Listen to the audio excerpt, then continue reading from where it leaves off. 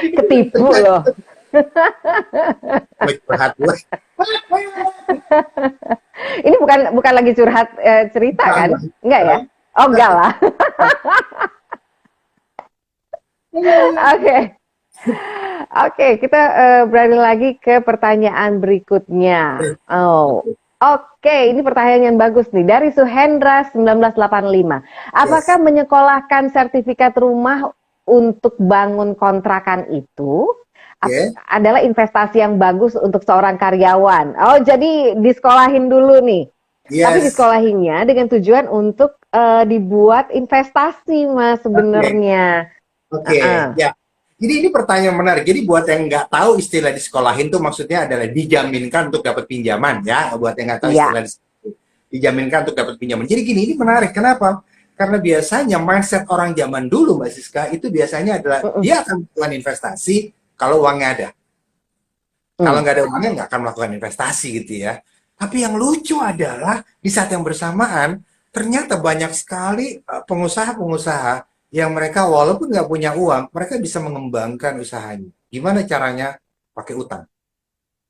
Hmm. Serius pakai utang. Jadi mereka ngambil utangan dan utangan itu diambil untuk memperbesar apa namanya? Memperbesar usahanya, untuk memperbesar bisnisnya Mhm gitu. Kemudian beberapa orang mhm bilang, mhm. itu Mas Safir ngajarin utang. Enggak juga gitu. Kenapa? Karena biasanya orang yang ngomong gitu, itu dia terbiasa ngambil utang untuk barang konsumsi kali. Kalau orang itu terbiasa Iya. ngambil barang konsumsi, kalau saya ngomong gini, maka orang pasti salah sangka, oh Mas Safir ngajarin orang untuk ngambil utang. Saya tidak ngajarin orang sering-sering ambil utang untuk barang konsumsi, tidak. Tetapi sejak dulu kala banyak banget pengusaha yang ngambil utang untuk dia ekspansi usahanya. Which is ekspansi usahanya adalah yaitu investasi. Jadi kalau saya Ya. ditanya, oke nggak sih kalau kita menjaminkan rumah kita untuk dapat pinjaman dan pinjaman itu kita gunakan untuk bangun kos-kosan? Jawaban saya oke banget. Mhm. Tinggal kita tahu dengan pasti, kita punya rencana pasti bagaimana membayar kembali. Karena lucu nih Mbak Siska, banyak orang mereka meminjam dari pihak lain, tapi dia nggak punya rencana bagaimana cara bayar kembali. Yang penting uangnya cair dulu Mas Safir, yang penting uangnya cair dulu, dapat duit dulu. Masalah bayar belakangan, no, jangan gitu juga. Intinya dia harus tahu, dia harus punya plan, kapan dia bisa bayar kembali, dia harus punya plan yang jelas untuk bayar kembalinya itu uangnya dari mana. Jadi sekali lagi, Nah, investasi itu adalah mindset baru yang bagus banget. Yang penting kita bisa tanggung jawab dengan pilihan itu. mhm. Oke, jadi gitu ya Pak Suhendra. Boleh sih ya, bukan berarti, itu buruk gitu ya. Kalau nilai pinjamannya itu pinjaman dilakukan untuk memperbesar, untuk ekspansi bisnis, itu boleh banget. Jadi kan sudah tahu, paling nggak Pak Suhendra sekarang kan udah punya bayangan gitu ya. Begitu, oke ini, biaya ini, pinjaman ini gitu ya, waktu saya, sekolahkan gitu sertifikatnya ya, itu sementara dananya Ya, nanti, oh ya berapa lama ini pembangunannya ya? Oke, kira-kira yang masuk karyawan gitu ya, atau misalkan anak kuliahan gitu ya, berapa lama ya? Jadi kan terbayang gitu, tiap bulan bisa yes, akhirnya disewakan berapa supaya saya bisa mencicil tuh, ya, ya kan? betul, Mencicil dan juga betul, dapat dapat ini, dapat betul, manfaatnya, dapat bunganya. betul, Mm-mm. betul. Oke, jadi jangan pinjem untuk pinjaman online untuk beli barang gitu ya, itu salah banget. Salah banget. Atau gesek-gesek kartu untuk barang konsumtif, ya itu nggak banget Betul. ya Mas, bukan kayak gitu ya. Apalagi buat flexing ya, nggak lagi. Itu banyak banget. Oke, Yes. eh nah, dari Arfi 1486, sekarang kan banyak banget tuh tawaran investasi ya, betul. Terus gimana bisa tahu sih kalau investasi itu beneran atau investasi bodong? Gimana Oke. Mas? Yang paling gampang kita bisa mereka-reka ini investasinya bener atau investasi bohongan ini? Oke, ada 5 hal yang harus dipertimbangkan. 5 hal, ya, 5 hal. Jadi Mm-mm, yang pertama adalah lihat apakah dia minta kita nitip uang di dia. Oh, mm-mm. kalau dia minta kita nitip uang di dia, tanya. Kalau kita nitip uang di dia, uangnya dikunci nggak? Kalau dia bilang, iya dikunci, saya nggak bisa akses. Iya, nggak bisa diakses. Maka tingkatkan kewaspadaan kita satu level lebih tinggi. Ya, kenapa? Karena uangnya Hmm. dititip di dia. Itu pertama gitu ya. Tapi Mas Safir, Anda bisa lihat kapanpun kok, walaupun uangnya dititip di kita, Anda bisa akses kapanpun. Iya, tetap aja. Karena kan kita nggak bisa akses kapanpun kan, gitu ya. Jadi Iya, nggak intinya bisa ambil ya. nggak bisa ambil, karena kita hanya bisa lihat. Intinya kalau dititip di dia, kita tingkatkan kewaspadaan kita satu level, itu yang pertama. Yang kedua adalah kalau misalnya uang kita diminta untuk dititip di dia, maka lihat kredibilitas orang yang kita titipin uang itu. Ya, ada Ya, 3 kredibilitas, itu artinya legalitas. Sorry, legalitasnya seperti apa? Tentunya biasanya ada yang namanya persyaratan perusahaan ya, apakah dia PT atau bukan, bla bla bla kayak gitu ya. Dan zaman sekarang untuk dapat PT itu tidak sulit, sangat mudah gitu. Itu izin pertama. Tapi yang kedua ya, itu legalitasnya adalah kalau dia mengumpulkan dana minimal lebih dari sekian orang, maka dia harus ada izin dari OJK atau Bapepti. betul. Izin OJK atau Bapepti, dia harus terdaftar dan dia harus diawasi oleh OJK dan Bapepti. Itu yang kedua gitu. Kalau kalau misalnya dia mengumpulkan dana dari banyak orang tapi dia nggak ada izin dari OJK atau Bapepti, maka ya ya skip aja gitu. Kenapa? Karena ya itu mungkin skemanya segala macam tidak lolos pemeriksaan, tidak lolos survei gitu ya. Sekarang Mhm, pertanyaannya, mhm. kami sedang izin sekarang, izin OJK atau Bapeptinya Juga sedang sedang berjalan. dalam Ah, proses. Dia bilang dalam proses. Skip aja dulu, dan Anda bilang gini, nanti kalau udah keluar kasih tahu saya lagi ya. Karena biasanya dalam proses itu macam-macam, bisa juga 4 tahun nggak muncul-muncul, masih dalam proses. betul, Gitu ya. Dan betul, legalitas betul, juga betul. adalah, kalau misalnya skema investasi tersebut ditawarkan dengan skema MLM, dia harus punya izin lagi. Dia punya lagi. Jadi izin Mhm, legalitasnya ada 3. Pertama perusahaan, ya legalitas izin pendirian perusahaan. Kemudian kedua adalah OJK atau Bapepti kalau dia mengumpulkan dana dari minimal sekian orang. Dan ketiga adalah izin direct selling gitu ya. Nah ini adalah legalitas, ini hal kedua. Jadi pertama adalah lihat dititip di dia atau tidak. Nomor 2 lihat legalitas dia. Apalagi kalau dia minta kita nitip uangnya di dia. Hal ketiga juga adalah kita harus lihat skema investasinya. Skemanya masuk di akal kita apa enggak? Nah, ini ada 2 pilihan betul. lagi.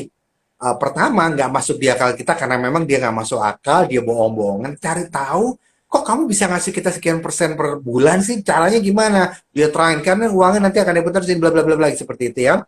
Atau yang kedua, Hmm. sebetulnya investasinya masuk akal, tapi otak kita nggak nyampe. Itu ada juga, Mbak Siska. Udah diterangin beneran, ada banyak Mbak Siska sampai sekarang orang yang dijelasin saham tuh nggak ngerti-ngerti tentang saham. Ada. Padahal saham itu legal, sah, tapi nggak ngerti-ngerti tentang saham. Atau ada juga orang yang diterangin reksadana, orang reksadana itu sah, legal, tapi nggak ngerti-ngerti tentang reksadana, itu ada gitu ya. Dan Mhm. yang Ya keempat berarti juga Anda juga nggak cocok ya kalau emang nggak ngerti ya kenapa juga maksain buat ikut, nggak ya nggak cocok. sih? Ya nggak? Bener, cocok juga. Heeh, Walaupun heeh, kalau heeh. masuk akal, tapi dia nggak ngerti, berarti dia nggak cocok gitu ya. Iya kan? Ya kan jadi bikin pusing kepala sendiri kenapa kita masuk investasi yang kita bikin apa bikin susah gitu ya mikir ya Iya nggak sih? gitu Karena ya. kita nggak ngerti sih sebenarnya Nah, bukan dia karena nggak legal ngerti. nggak legalnya ya nggak? Yang ngertinya Heeh. macam-macam. Ada orang yang benar nggak ngerti, atau ada orang yang sebetulnya dia bisa ngerti, cuma dia kurang mau belajar. Oh, itu ada juga. Balik lagi ya. Kemudian ada juga yang nomor 4 itu adalah pemeriksaan. Nah, filternya itu adalah lihat tawaran hasil investasinya.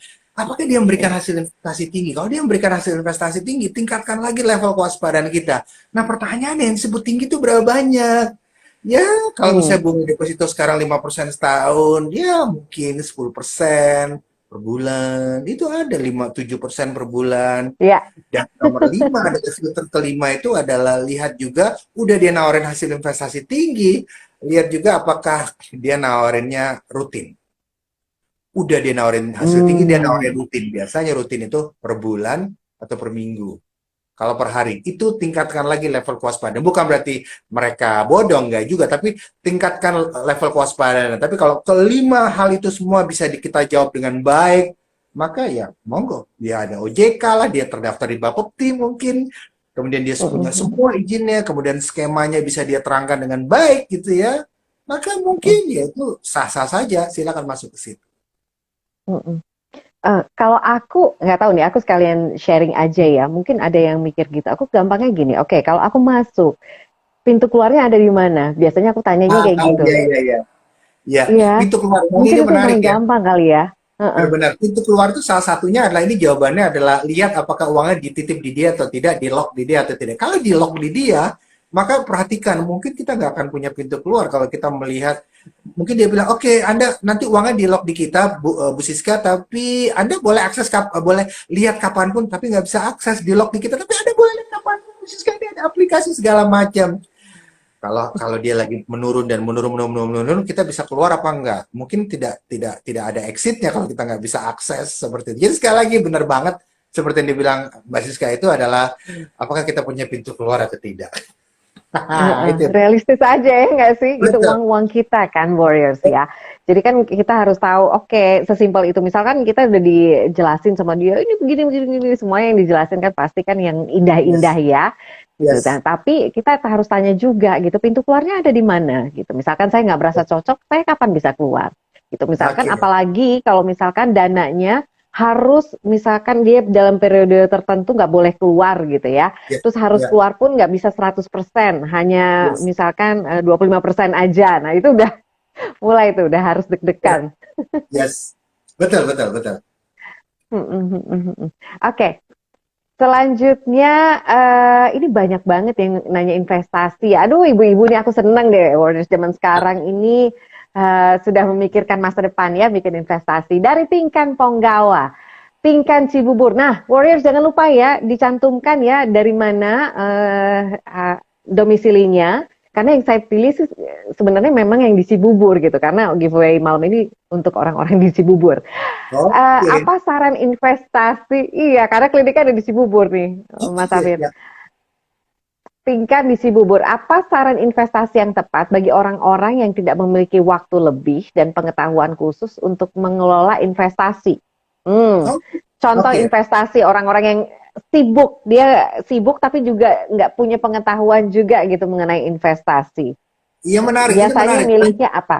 Hmm. Iya, biasanya biasanya gini, biasanya kalau orang itu sibuk, maka dia bisa memilih sebuah investasi yang cocok dilakukan oleh orang sibuk. Salah satunya namanya reksadana. Jadi pada reksadana, uang yang kita invest itu dikelola oleh manajer investasi dan dia akan kelola uang kita dan dia akan masukin uangnya apakah di saham, di deposito dan lain sebagainya dan kita tinggal dapat reportnya saja. Ya, intinya adalah reksadana adalah kita melakukan investasi lewat perantara manajer manajer investasi. Nah, ini cocok banget Mhm. dilakukan oleh orang yang sibuk atau kita bisa juga berinvestasi ke produk-produk yang sekali beli habis itu kita diem.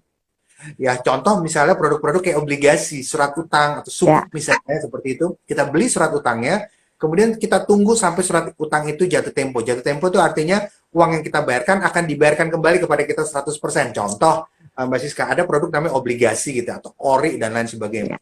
Kita beli, harganya minimal 1 juta per lembar. Setelah 3 tahun, 1 jutanya dibalikin. Setelah 3 tahun, 1 juta Mhm. dibalikin. Nah, kemudian setelah dibalikin, maka selesai kontraknya. Tetapi selama uangnya belum dibalikin, kita akan dapat bunga dari situ. Nah, ini cocok buat orang sibuk. Kenapa? Karena kita cukup masuk 1 kali, kita diem aja, dan dia akan memberikan bunga kepada kita. Contoh lain yang juga untuk orang sibuk, misalnya kita beli properti, kita sewakan properti itu. Itu juga cocok buat orang sibuk. Intinya, tidak ada masalah, tidak ada halangan. Kalau kita mau benar-benar mau, ada banyak banget investasi yang cocok dilakukan oleh orang sibuk. Hmm. Investasi emas mungkin buat ibu-ibu Nah, ya, nah, paling salah suka. satu Iya nggak investasi sih? yang mungkin tidak cocok dilakukan oleh orang yang sibuk adalah trading. Trading itu tidak Hmm. cocok dilakukan oleh orang yang sibuk. Kenapa? Karena gini, Mbak. Trading itu mengharuskan seseorang untuk dia rutin lihat apa namanya handphonenya ya. Dia lihat harga naik, harga turun. Oke, harga turun saya masuk, harga naik saya jual seperti itu. Itu trading. Nah, kalau kita sibuk, maka kita tidak akan bisa sering lihat handphone kita. Sibuk itu artinya gini, artinya adalah kita merasa ada hal lain yang lebih penting daripada trading. Ya, kita merasa pekerjaan kita lebih penting daripada trading ya. Bukan berarti emang pekerjaan kita benar lebih penting, tapi kita ngerasa bahwa prioritasnya ke pekerjaan bukan di trading. Nah, untuk orang yang Hmm. memang sibuk seperti itu atau dia dia mendahulukan hal lain yang dia prioritaskan, jangan trading deh karena trading butuh waktu untuk dia lihat secara rutin misalnya, bahkan seringkali kalau dia lihat handphone secara rutin, pekerjaan akan terabaikan. Nah, bukan lihat status ya, atau lihat Bukan status.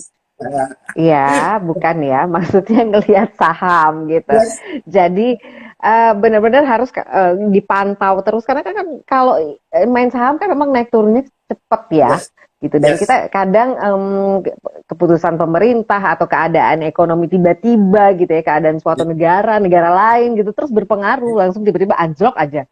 betul, Nah, itu betul. siap nggak gitu? Kalau misalkan nggak siap dan nggak punya apa ya, nggak sempat buat ngeliat-liat berita, karena itu berhubungan sih. Nggak bisa kita cuman kalau main trading tuh nggak bisa cuman ngeliatin itu aja ya. Kita harus tahu Ya, juga nih kayak ngikutin ekonomi. berita-berita. Iya, betul, Betul. betul.